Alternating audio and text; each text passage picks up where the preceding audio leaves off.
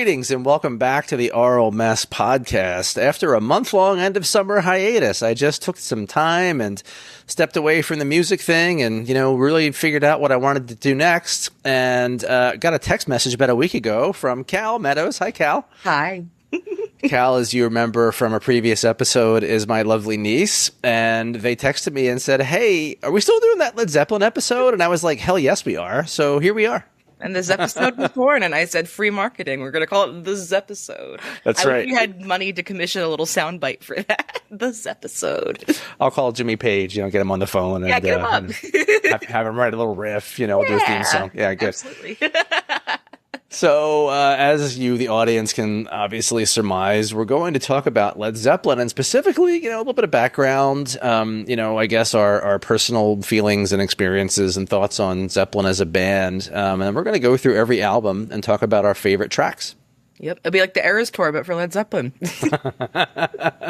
Exactly. Yeah. So I know the answer to this, but for the audience's sake, how did you first get into Led Zeppelin and, how did you discover them and what makes you keep listening to them? So I'm very fortunate to have been raised by parents who were kind of coming of age in the 60s and 70s. Chad's sister, my mother, Stacy, shout out, and also my father have introduced me to some fabulous music from the 60s and beyond in their time as radio broadcasters and fans of music themselves. And Led Zeppelin just happened to be in the milieu of that because really, as we'll talk about later, how could they not be? So much in the middle of everything that was going on around the 60s, 70s, and they had quite a long career for a rock band going all the way to 1980 before one of their members died. But there's so little of the music that I grew up with that wasn't from that era, that wasn't touched by Zeppelin in some way. Even Lady Gaga cites them as an influence, which I think is fascinating. Yeah. But just so much of it's been touched by that. I heard him on the radio a lot, listening to classic rock stations growing up. Took a lot of time to do some research on my own when it came to like what good rock music was like, and had a lot of friends who were also kind of raised by parents in the slightly older age range for my age. And got to talk to them a lot about it, and we traded song suggestions, and, 29, I'm just a Zepp head still. I guess what keeps me going is so much, we'll talk about this extensively later, I'm sure, but what their influences are just keeps me going, is it's everything from, like, Muddy Waters to, like, I think there's pretty heavy influence from Cream in their music. And it's just, like, you can really just trace a lineage. So many things impact them, and they impact so many things, and sometimes I'm just like, this feels like a Led Zeppelin riff. Maybe I should go listen to some Zeppelin.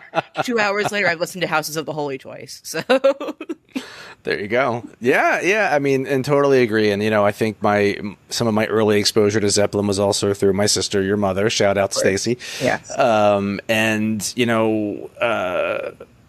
Led Zeppelin 4 for some reason, and some of Led Zeppelin 3, I think, were some of the standouts that I remember being younger. But then, getting into high school and getting involved with like classic rock, and then moving on to college and meeting other people who played guitar and like were really into like heavy stuff, and everybody had Led Zeppelin albums, right? Like almost no matter what kind of music you listen to with some sort of rock influences, pop influence, whatever it was, everybody liked Zeppelin, right? I mean, the Beastie Boys sampled Zeppelin. They did extensively. Right?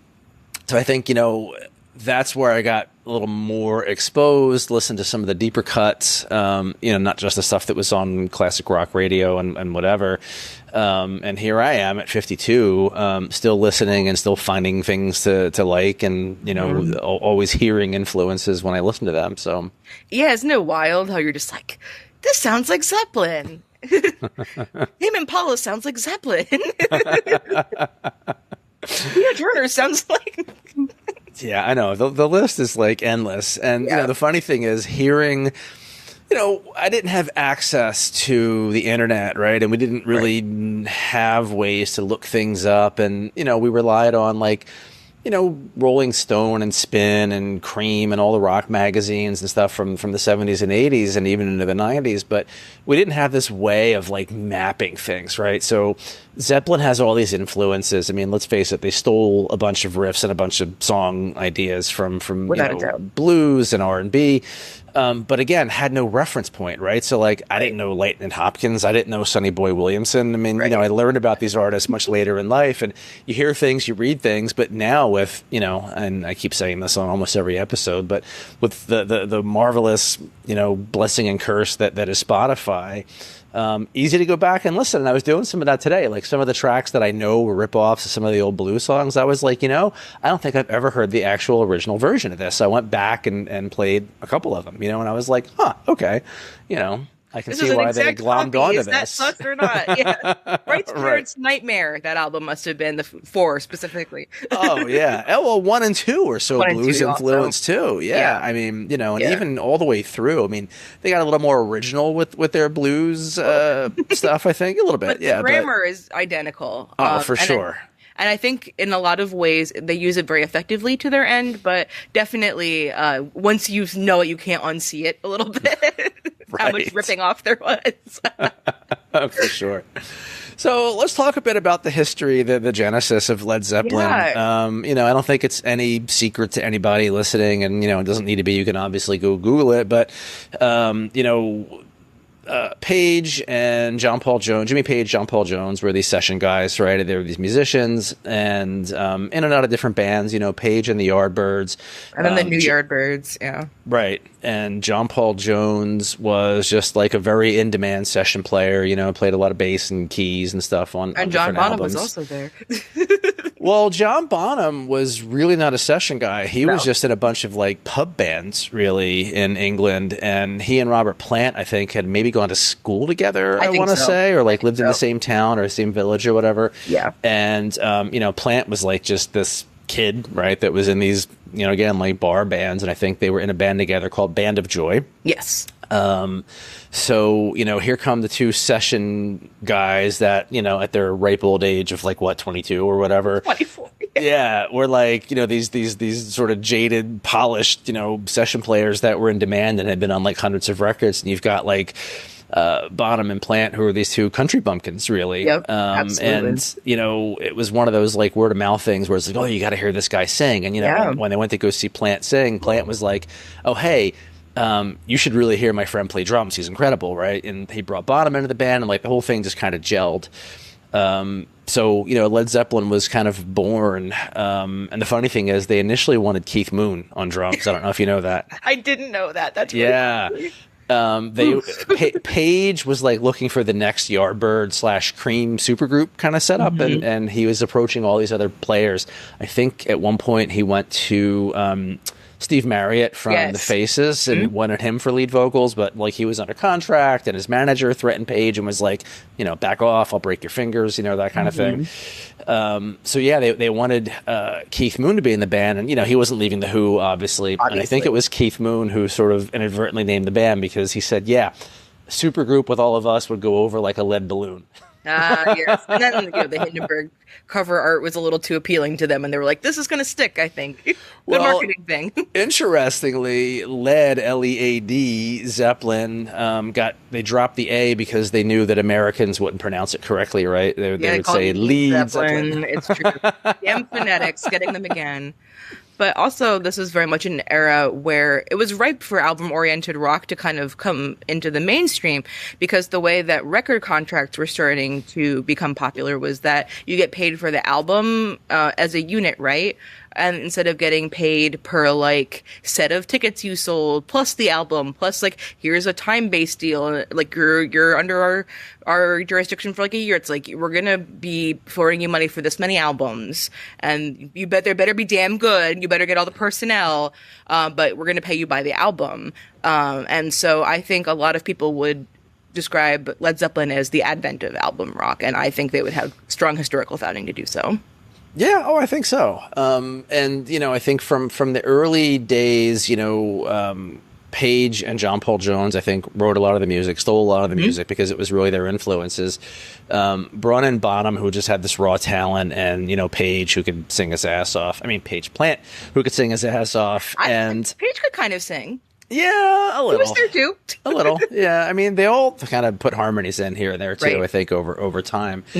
But Page had this vision of what he called like light heaviness or heavy light. I forget how he described it, but it was basically like this idea of music could be both heavy and light at the same time. So he had these like massive thudding riffs backed up against like these gorgeous melodic bits in the songs, right? And I that like was sort of his mandolin thing. folk influence and Welsh folk music influence as well. So sometimes they just go raw for like 7 minutes, and then the ending would be like this lilty thing, and that was his whole joie de vie. Yeah, for sure. And I think some of that came out really by the third album because, you know, it was around the time of Woodstock and the whole Southern California folk thing, right? So he was listening to a lot of Joni Mitchell and CSNY, and, you know, I think he picked up a lot of influence from that. In fact, Page, I think, famously said that when he first picked up a mandolin, he had no idea how to play it. He just moved his fingers around trying to find chord shapes, right? And then when it sounded right, he remembered it. And me too.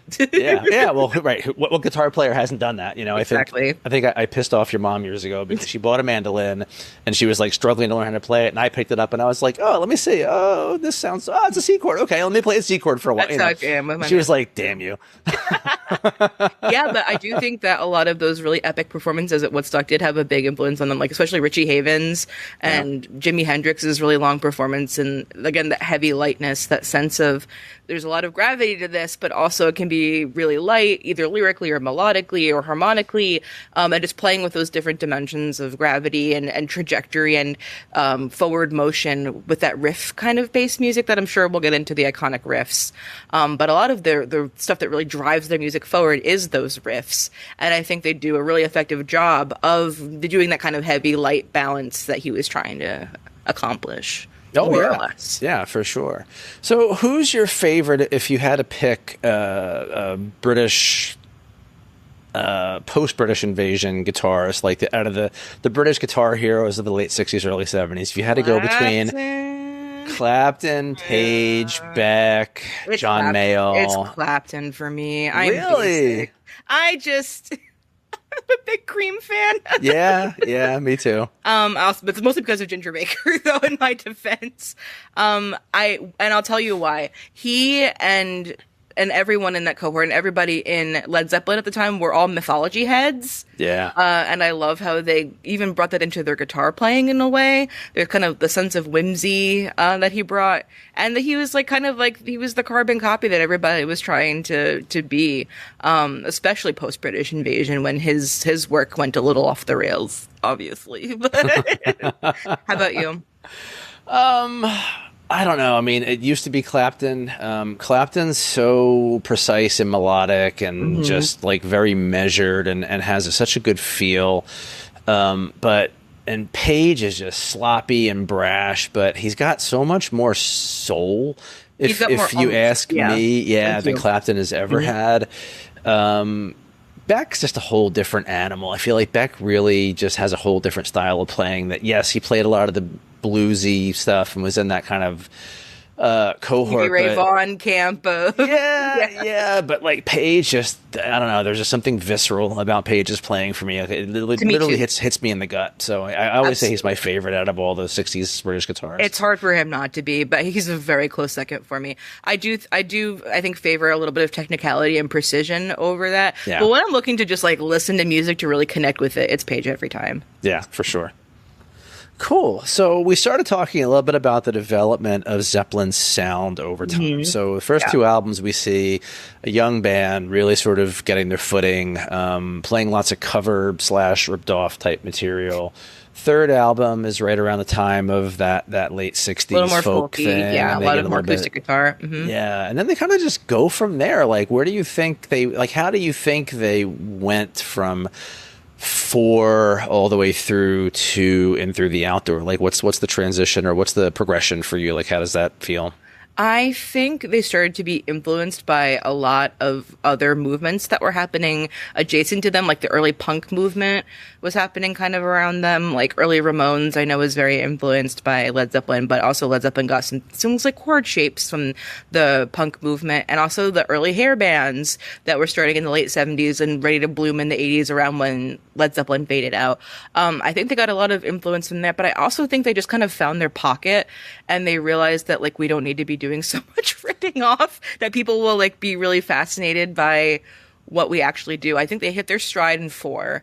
And I think they started kind of, you know, getting a little more experimental by Houses of the Holy, willing to take some risks sonically, willing to take some risks, in terms of how they format the actual song itself, kind of going into those multi-movement kind of pieces. And then by the time I get to In Through the Outdoor, they're writing epics again. Right. The same way they wanted to, I think, in one, but they didn't really have the cohesion or the sonic grammar or the harmonic grammar to do that. And then by the time you get to Coda, they're just like, well, shit, here's a snare drum. Better thwack the hell out of it. Well, we have so much.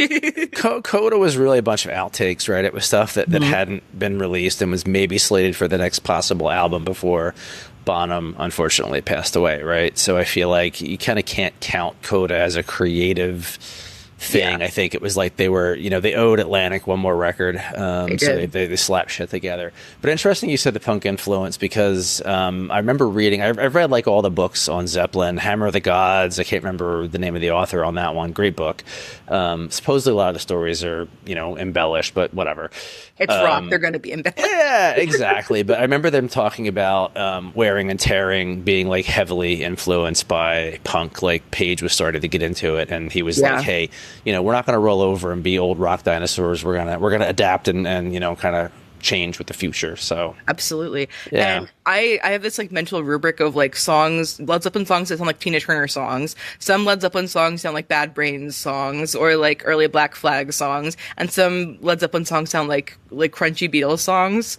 Yeah. And it took a lot of brain power to realize that obviously Zeppelin came before any of my favorite punk bands, which is an embarrassing thing to realize so late. But I do think, I think the co-influence and that effect was really fascinating. I definitely do think they adapted to the times. They adapted to what their audience wanted. Their audience reacted better to their harder stuff in general. But then they had a camp of people who reacted really well to their folky stuff, and they're like, guess we got to do both. And they, you know, spat out stuff like Stairway as a result. So.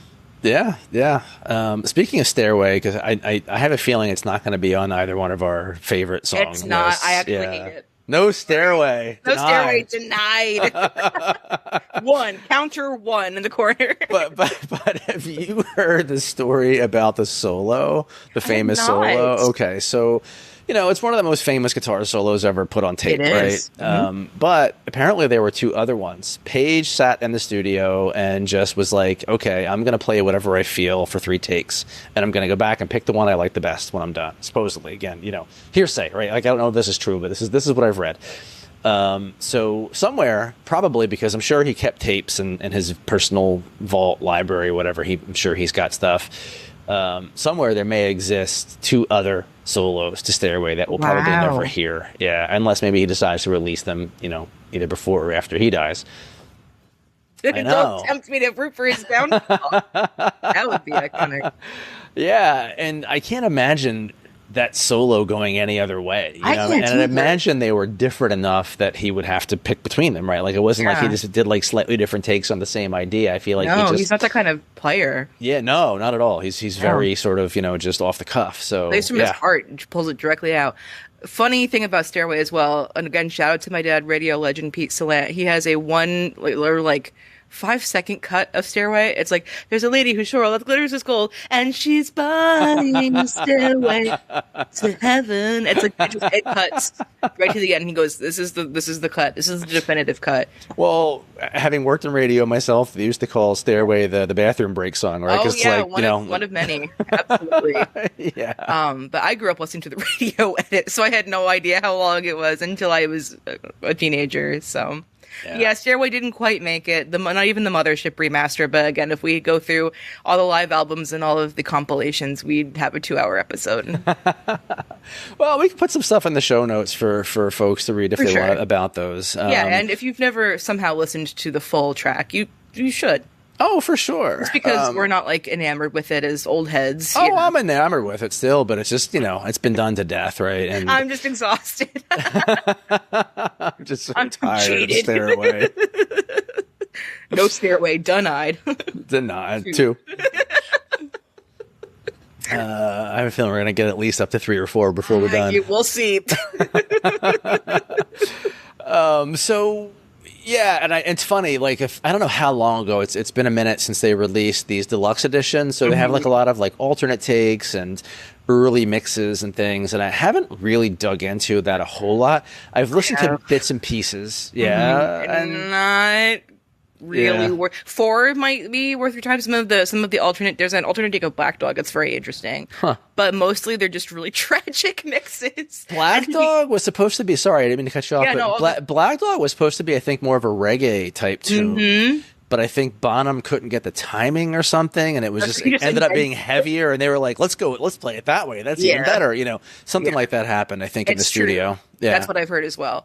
But honestly, even the 1990 remasters, you still have to put the vocal boost EQ on Spotify if you have any hope of like interpreting plantish, bustle in the hedgerow and all that. Yeah, I still struggle with the lyrics, but thankfully Genius exists. So for some of the deeper cuts that I'm like, what the hell is he saying? Like, I don't think I ever realized exactly what the words are here. Like now I've gone and looked them up, and now I know them all, and I'm like, oh, 30 years later, I just figured it out. Is if there's something in your bustle in your hedgerow, it's like it's giving. We let Ringo write the lyrics on this one. But again, it's kind of smart people lyrics if you listen closely. They bring in things like Norse mythology. You have the Christian mythos being brought in, Hinduism, all kinds of like mythology influences and story influences, as well as like a really deep, pretty consistent universe of their own about, like the ocean has its kind of its own vibe. But I promise I'm not going to Houses of the Holy Post on Maine quite yet. We'll get there. We'll get there. So why don't we start getting there? Let's start getting there. We're going to talk about favorite songs from each album and why. That's the most important part. We'll try with the why. We'll try. All right. Why don't you kick us off with one? Led Zeppelin 1. Communication Breakdown. Really? Huh, okay. Either Communication Breakdown or Good Time, Bad Times. That was my my honorable mention. But I just think it's a really good early take of what their early sound was trying really hard to be, this kind of driving bizarro rock that is very bluesy, but Communication Breakdown is also a great example of like one of the word note for note stolen opening riffs. But I'm a fan. I like it. Okay, that's how about fair. you? Yeah, and I agree with that sentiment because, like, a lot of people credit Zeppelin with being like the first, the sort of proto-metal band. Although I think Sabbath really takes that moniker. Sabbath was so influenced by Zeppelin. Yeah, true. Ozzy has said time and time again. Yeah, whatever his opinion is. whatever he said. Randy Rhoads, much as I wish we could. So my favorite track on Zeppelin 1 is "How Many More Times." I just love how it builds in the beginning. It starts out with the bass line. Page just kind of wangs in with this, wah-wah guitar kind of thing, and it's just off to the races, right? And it just gets really heavy really quick. It's a lot of fun to play. Yes. The first band I was in, myself and the bass player and the drummer used to warm up to that a lot of times. We would just start, like, somebody would just start playing their part, and the other two would just jump in, like, oh shit, we're playing Zeppelin. Okay, here we go. It is one of those songs I feel like you have to know for soundcheck. So yes, for sure. I could probably stumble my way through it. Nice. Very badly. So, Zeppelin 2. All right, you start this one. All right. This was a hard one for me because it's one of my favorite Zeppelin albums. Not my top favorite album, but one of my favorites. It's up there for me, too. I had to pick Lemon's Song. The bass line for me. It's John Paul Jones's bass playing. It's just that groove in the kind of bridge, breakdown, whatever you want to call it. Yeah. Lemon Song is like my runner-up. It's so funny. Lemon Song is the one I find myself singing the most, though, because, I mean, how can you not run around your house going, I should have quit you a long time. I'm not going to actually do the voice because my cats are sleeping and they'll be held to pay.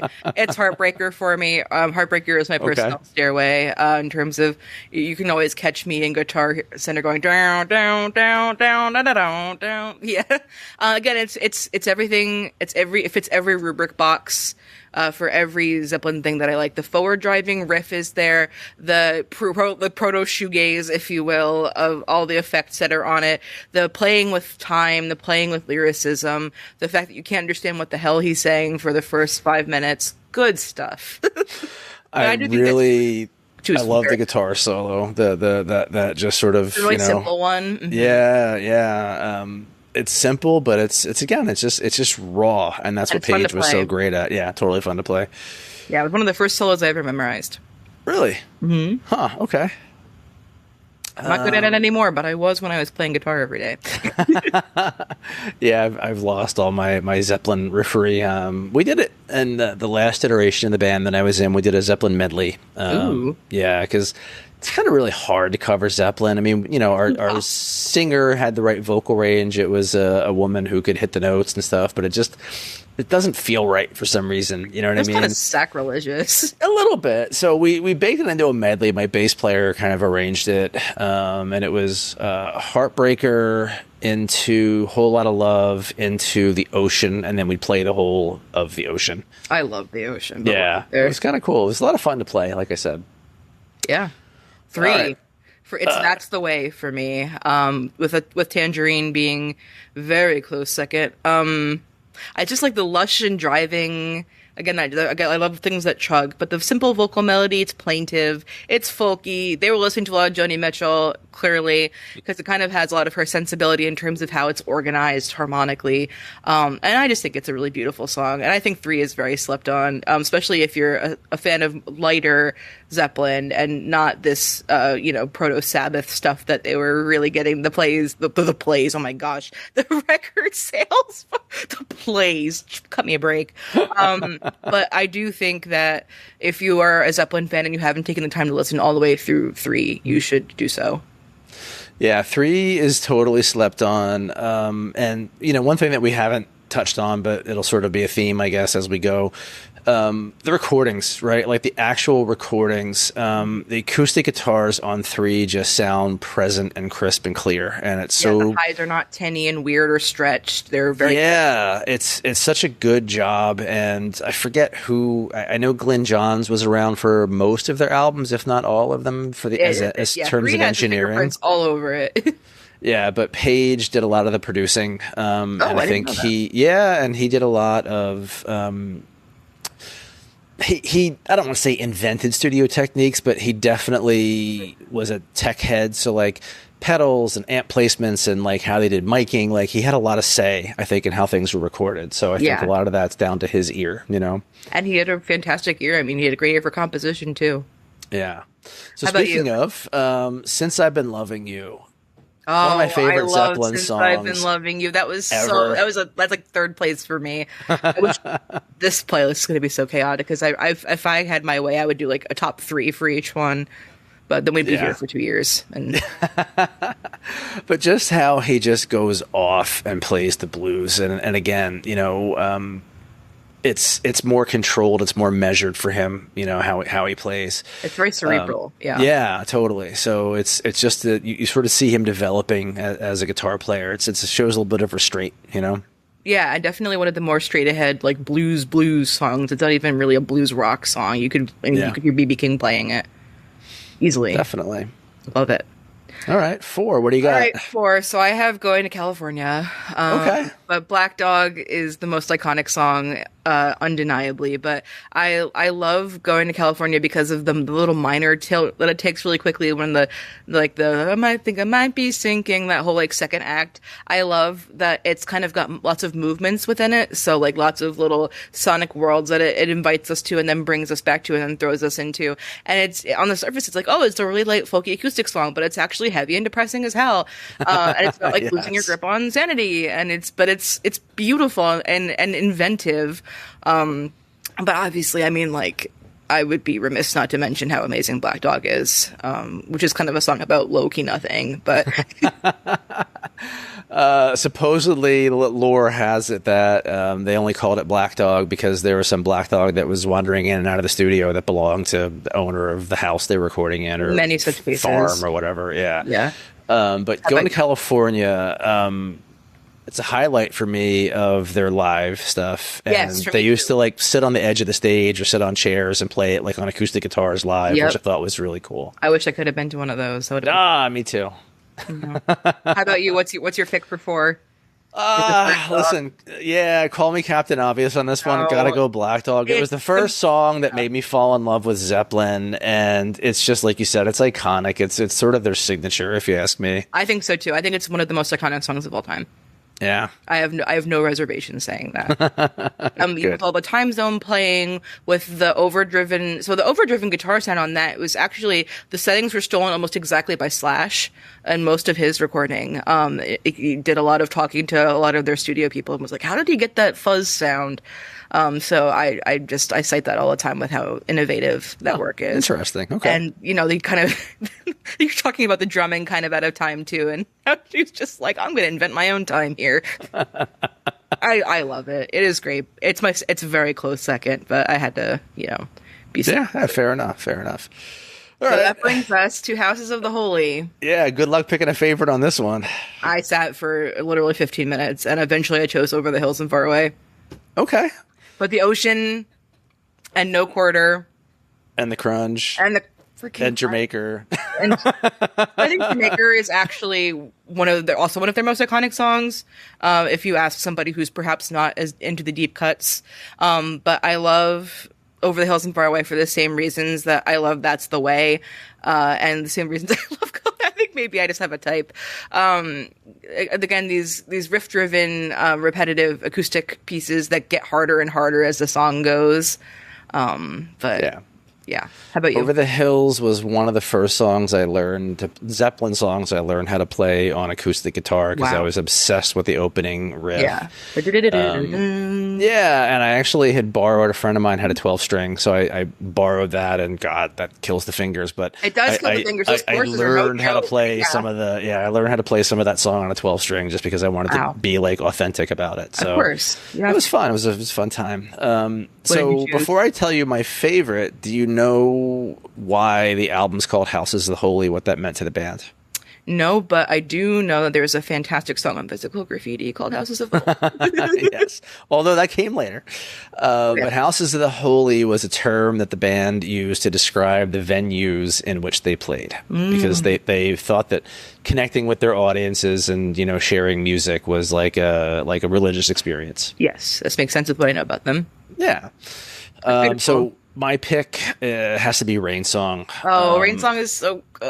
Yeah, you've got the Mellotron, and which, if you don't know, I mean, but I'm sure. I do, yes. Yeah, but for the audience's sake, a Mellotron is like this thing that kind of looks like a piano, but on the inside it has tape loops. So each key has a tape loop that's tuned to a different pitch. So when you hit like a C note on the piano, it plays like a tape loop of whatever instrument you happen to have queued up in the Mellotron. So it can sound like strings, it can sound like horns, it can sound like a bunch of stuff. But I think, it was kind of groundbreaking. Not a lot of bands were using it at this point. Houses was 70, what year was that? 73? 72, I think.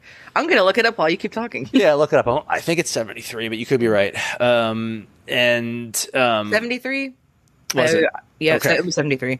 Yeah. So a lot of bands were using it in lieu of actual live strings, right? Because it was like new technology, and it was kind of the hip thing that the cool kids were using. So there you go. And also all that flanger filter on the vocals. Yeah. That was also the hip new tech that people were using. So it's kind of like almost a proto-synth.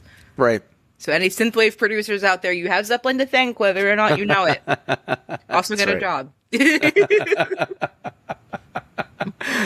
But yeah, the whole album is a masterpiece, but we'll get back to that. Yeah, we'll get there.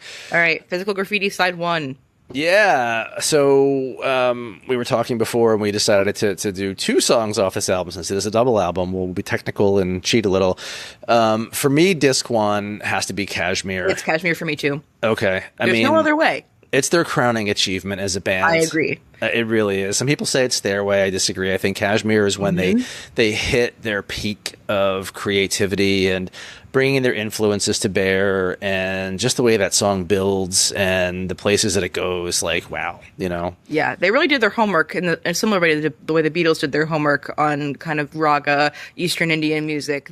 There are like note for note Carnatic scales in there, and just the way the tension builds, and like they have these little microclimates, and by the end how it explodes, kind of in an almost yellow kind of way with the horns. It makes me think of that.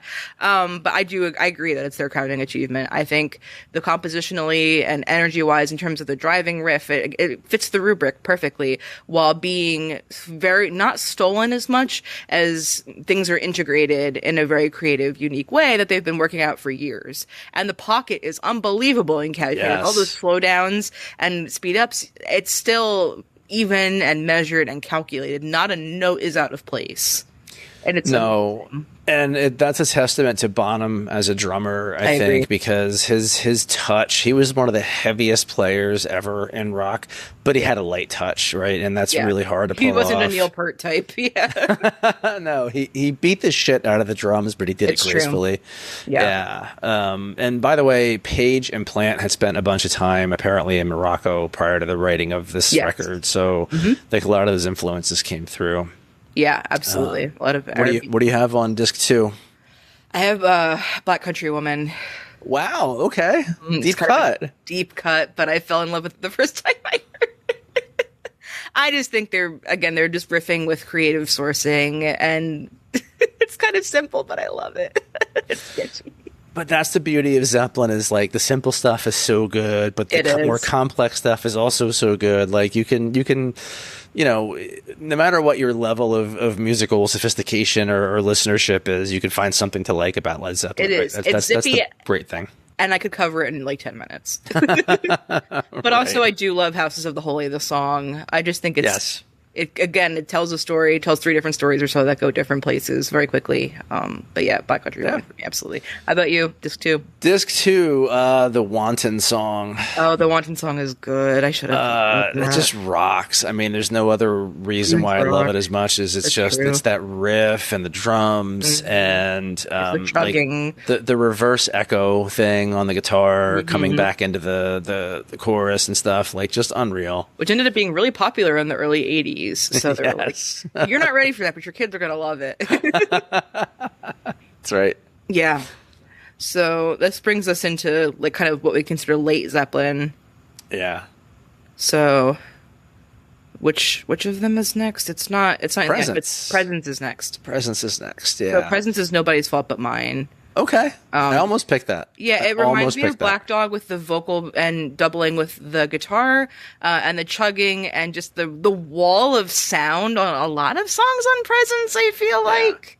It harkens back to 4 the most, I think, of all of the later albums, and I think that really gives it a unique touch. But yeah, I think it's going to be Nobody's Fault But Mine. Okay, I like that pick. It was almost mine, but I had to go Achilles' Last Stand. Oh, Achilles' Last Stand is a great opener. It's an epic song, and it's really an excessive song, which to me really sort of defines Led Zeppelin, right? That epicness, that excess. You mentioned wall of sound. Yes, Page had always layered tracks and guitars and doubled vocals and things. That's part of his recording genius. But supposedly on Achilles, there's like 36 guitars or something. I believe it. And I heard Tales of Brave Ulysses by Cream, and they took that shit personal. And then they made it. They listened to Disraeli Gears a couple times, and they were like, we're going to outdo that. That's right. Yeah, no, I love it. Cool. Okay, in the outdoor, you first. This was another tough one for me because there's so many good songs, but just based on the strength of the drumming, I have to go Fool in the Rain. Fool in the Rain is my runner-up. Okay. I also on the strength of the drumming, and I honestly think the songs that were chosen for Coda are also very much on the strength of the drumming. John Bonham had them on his back, and John Paul Jones also had them on his back at this point. It's all of my love for me. Yeah. Okay. Well, it was one of the first Zeppelin songs I heard on the radio, and I was just enchanted by the lyrics. Like the yours is the cloth minus the hand that moves time. I was like, whoa, man. Do you know who he wrote that about? No. He wrote that about his son who passed away from some random infection or something at a very, very young age. I think he was like, maybe 4 or 5 years old or something. And it happened while they were on tour. And I think like they canceled some tour dates and he flew home to be with his family. But yeah, like it's sad. Yeah, he wrote that about his son who died. And it has a tremendous sense of sonic gravity to it, too. But it also has this one part where the guitar sounds like a cat. Yes. I'm never going to get over that. But again, early use of synth strings that were copied the same sound on November Rain Guns N' Roses copied the same synth settings. And I always think about that when I listen to that. But I also think that In the Outdoors is slept on by a lot of classic rock fans. It is a great album. Yeah, and when you think about it in the context of it was Zeppelin's last album, right? And they didn't mean it to be because, obviously because of Bonham. Right. But, I just wonder where they would have gone after that because, again, it was another album where they took some artistic chances a little bit. Fool in the Rain. Most of them landed. Yeah, most of Fool in the Rain lands. I mean, it's not your typical rock song, It's got a swing to it. It's got that sort of samba breakdown in the middle with the whistles and, like the whole, sort of... the whole bateria, and they did their homework again because they used a lot of Brazilian influence, but also I think they brought in a couple Brazilian studio musicians for that session. Yeah, so, probably. Yeah. And, we hear... really the Purdy shuffle, but Bonzo makes it the Bonzo shuffle, right? I mean, like he really adopted that sort of ghost note shuffle pattern, and he added his own little flavor to it, and it just works, And other musicians noticed and picked it up. Yes, and made their own little shuffle. It wasn't Bronny Mar, but it was their own thing. Well, Jeff Porcaro credits, he says, not only because he grew up at Bernard Purdy's knee, but also he said that the Bonham's version also influenced him, as well. That makes so much sense. Absolutely. Yeah. And he put that to use on Rosanna, he sort of like combined the two almost and came up with his own. Shit out of that Tom. Yes. But with a lighter touch than your Neil Peart, your Ginger Baker. Yeah, Ginger was just like a Neanderthal with the drums, but in a good way, that budget must have been ridiculous for those drum heads. Just like calls them, like, hey, I heard you broke another one, man. And then Coda, as you said, it's kind of just like they owed Atlantic one more. Their souls were on the line. I like Poor Tom. Again, she's just packing the shit out of drums. Poor Tom's seventh son. It is just driving and bizarre and kooky, and doesn't really go too far out of its comfort zone. But boy, does he smack the shit out of that snare. And I respect it because it's the whole song is just based on the snare, and I'm cool with that. Yeah. Sometimes it's all you need. Mm-hmm. So I had to go with it's sort of a retread. It's the live / soundcheck version of "I Can't Quit You, Baby," which the one on Coda supposedly was recorded either at a actual concert or at a sound check for a show at the Royal Albert Hall in England in January of 1970. So to me, it captures the band, and it's supposedly like they overdubbed some stuff for Coda on it. I'm not sure if that's true or not. Again, like this is all just hearsay. But my lord, it's a band at the height of their young power. They just played effortlessly together. Bonzo's all over the place with the drums. It's some of Page's best guitar playing. It's sloppy as hell, but it's just so good. It's angular, but it works. It kind of like loops everything together. He's kind of like meandering around everyone else, and it works because he's picking up little bits of what everyone else is doing. It's never just, and it's never the same twice. It's never like that's the thing about the meandering and tying together method is it brings a fresh sense to every performance of that song, and I think that's probably one of the big strengths of that live performance too. Yeah, it is it's a weirdly moving performance. Yes, absolutely. And the band wasn't really known for their live. I mean, they didn't ever put out an official live album. I mean, they did an official one.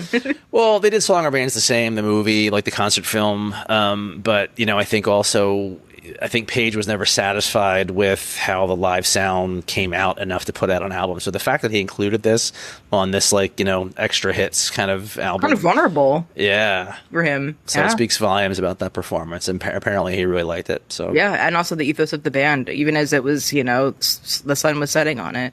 Yeah. I think they would have become Sabbath if they kept going. I don't know. I feel like they would have gone in a little more like punk new wavy direction, I can see that maybe too. as much as they could. I mean, who knows? But yeah, so the decision was made when Bonham died. They just said, look, we can't replace him. Like it's just not possible. Yeah, and that was the right decision. I agree. And then they eventually, the only time they ever played together again, really, besides Live Aid, which was sort of like a weird one-off, but they kind of came back with Jason Bonham, who, by the way, is a fantastic drummer. He's amazing. Yeah. Also plays very precisely. Yes. Well, I think he learned from one of the best. I wonder how that happened. But yeah, he's fantastic. Yeah. So Houses of the Holy is a masterpiece album, and everyone should listen to it all the way through. So that's our next topic. Okay, good. We're gonna jump right into it. So I just you just couldn't wait to get there, man. So we said we were going to talk about our favorite album, and we didn't know before, perhaps yesterday, that we have the same favorite Zeppelin album. Which, it makes sense because, a third of my music taste, at least, is attributable to your influence on me as younger. Thank you. I appreciate that. True. I think that's mostly a compliment. Yeah, I hope so. So, Houses of the Holy has all kinds of bizarre stuff on it. One of my favorite things about Houses of the Holy, besides the entirety of the crunch, is that before they start the ocean, they keep in we done 4 already and now we're steady, and then they went 1, 2, 3, 4. Bam, bam, bam, bam. I love just the humanity of it, because I think there's a point where they got so good.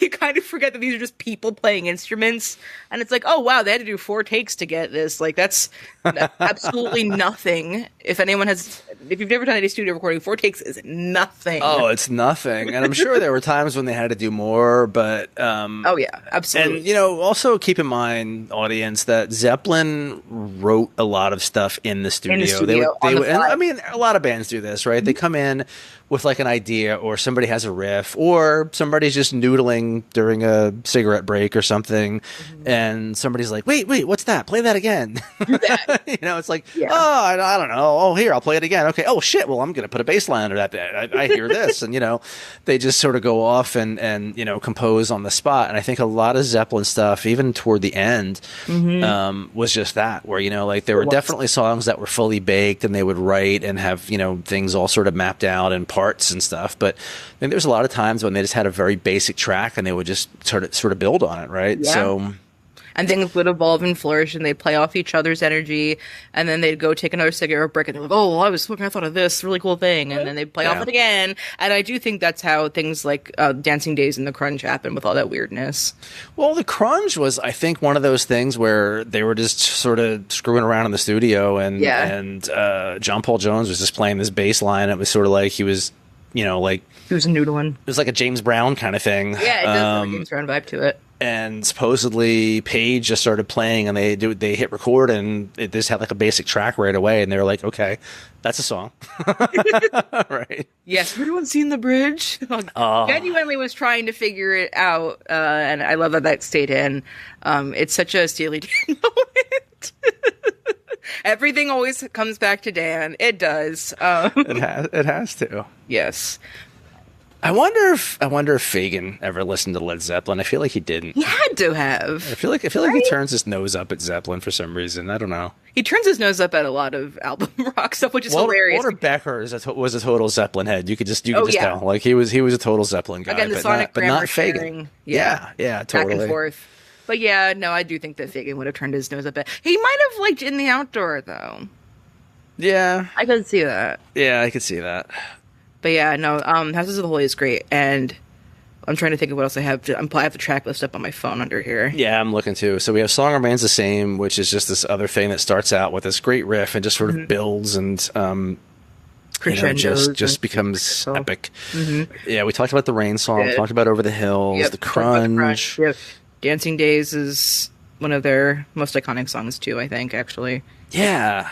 But it's one of those sleeper iconic songs that, if you know Led Zeppelin well, it's a good example of what they were doing at the time, trying new stuff, trying new sound, skipping around, doing shuffly things, all that. Jamaica too. I feel like it's the song that a lot of people know because it gets played at a lot of frat parties, or used to. Yeah, it's the one with the biggest reggae and ska influence too, Right. or like the most straight ahead reggae and ska influence.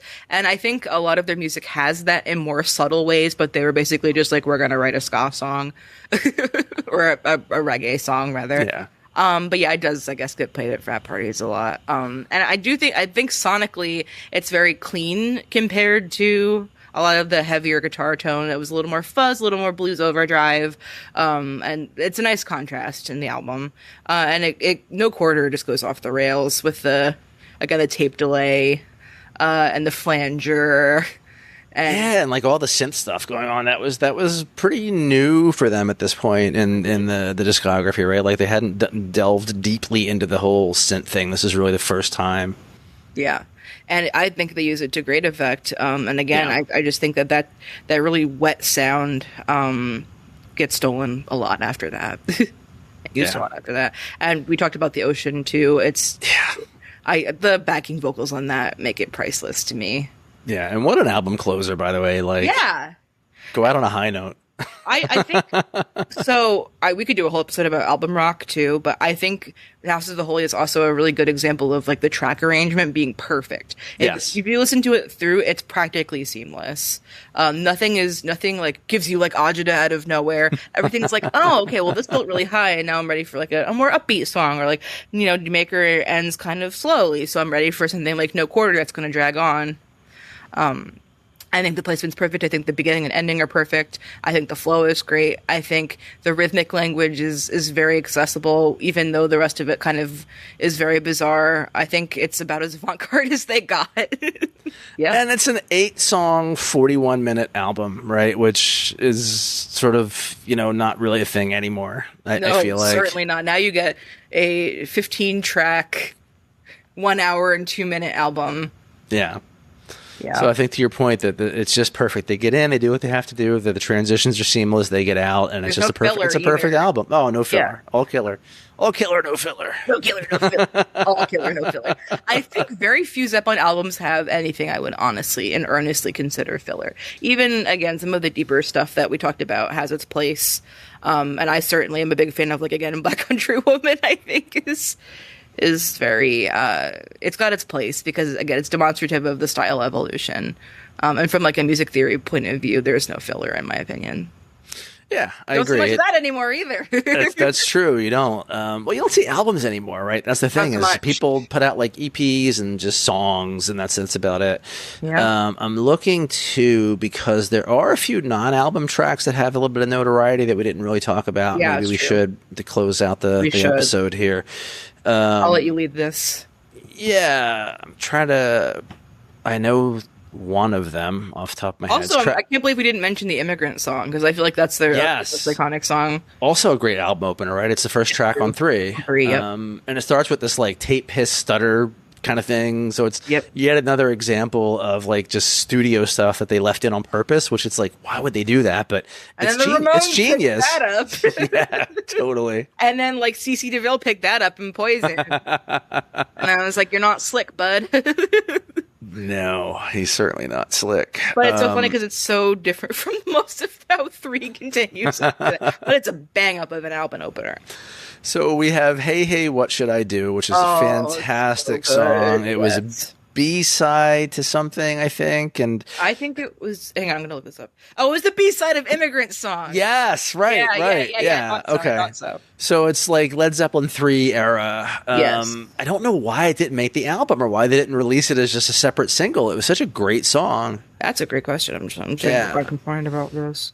Yeah, because the first time it was released on CD, it was in the box set. Yeah, exactly. It had been the sort of, what's the word I want? A lost Zeppelin song for years, and only the real Zepp heads knew about it. Yeah, it definitely got covered pretty well, though. I think. Yeah. Then you had Traveling Riverside Blues, which was another sort of lost track that was recorded, and it only came out during, I think, with the BBC sessions. Yes. When that certainly came first time I heard it. Yeah. Yeah, first time, and then there's one more song. It's escaping me. I'm looking through the discography trying to find it right now. We're both going to come up on it as soon as we're done recording, and we're going to be. Of course, really we are. Yeah. I'm gonna do a Google. Maybe it's on Mothership. No, it's not on Mothership. Well, anyway, there's one more song I think that wasn't released. Oh, here we go. It's on the super edition or the deluxe edition of Coda. The highway. Baby Come On Home. Oh, Baby Come On. Yeah. Was that an original or was that a cover? It's a cover. Yeah. I don't remember who it's a cover of though. Oh, Burt Burns, I want to say. Why don't you Google that? I am Googling it. And keep me honest here. I will. Or maybe Burt Burns wrote it. Maybe he didn't perform it. Anyway, so those were the three songs that, like, you know, when I was younger, like, you heard about these songs. Burt Burns. Yep. Okay. Because of course it was. Yeah, Not exactly. his DNA. But these were the three songs that, like, you know, besides Hey Hey, which always you heard on the radio because, you know, DJs had access to it. But the other two songs, they were, like, mythical, you know, and then for them to come out finally. Media. Yeah, totally. So it was exciting. It is exciting. Cool. Anything else? A lot of ground. Yeah. Yeah. Go listen to Zeppelin. Yes. Doesn't matter who you are, what your tastes are, you'll find something you like. Promise. Yeah, and I strongly suggest. I mean, it's not a long discography. Not at all. Nine albums that are short is nothing for yeah. Listen to the whole thing. Listen to them in order, or you know, just put the whole thing on shuffle. Make your own Star Wars order. Listen to 4 first. Well, there's this great line. Well, first of all, you know, no stairway denied. Okay, we got to 3. We did get to 3. Okay. We got to 3. That's from Wayne's World, but there was also a great line in the movie Fast Times at Ridgemont High, which I don't know if you've seen. I have not, but I know of it. Yeah, it's not worth your time. It doesn't really hold up. Yeah, no, it hasn't. I rewatched it a few years ago, and I was like, you know, cringing all the way through it. But I mean, there's some funny parts still. There's some good scenes, but. Basically, there's this one character who's giving another character advice on, like, you know, how to make out with girls and stuff. And he says, whenever possible, put on side 2 of Led Zeppelin 4. Fair enough. And then they cut to the kid in the car with his date, and he's actually playing Kashmir. So, like, he gets it all wrong anyway. So kind of a funny. I feel like it's a Cameron Crowe wrote that movie. I think that makes a lot of sense. Yeah, I think he did. He would have been a Zeppelin guy. That makes sense. Oh, for sure. Yeah. So anyway, well, I guess we'll close with that. Yeah. Whenever possible, put on side 2 of Led Zeppelin 4. You know, your mouth to whatever yours. Cool. Well, thank you so much, Cal. It's always great chatting music with you, and it feels like this hour just flew by. We could have done a double length on this, obviously. Next one we have to do is going to be the Guns N' Roses episode. Okay, I'm in for that. Appetite-isode. We could do Appetite, but I feel like we could totally cover Use Your Illusion. The early discography, GNR Lies. GNR Lies is amazing. Yeah, we could stop after Use Your Illusion. As far as I'm concerned, there's nothing of value after that. But I know Chinese Democracy. I know you do. And we'll do it. We'll do it. But yes, go listen to Zeppelin. We'll have the show playlist will be both of our favorite songs. I just put out a demo EP under my nom de plume Oracle Ambassador that has 2 original songs and a cover of You Can Close Your Eyes by James Taylor. I know you're Team Carly, but I am Team James, and I'm not sorry. So I will pass that along too, if that's cool. Absolutely. I will put the link to it in the show notes for sure. Yeah. Well, thanks for having me again. It's been great to be here. Absolutely. My pleasure. Talk soon. Talk soon. All right. Bye.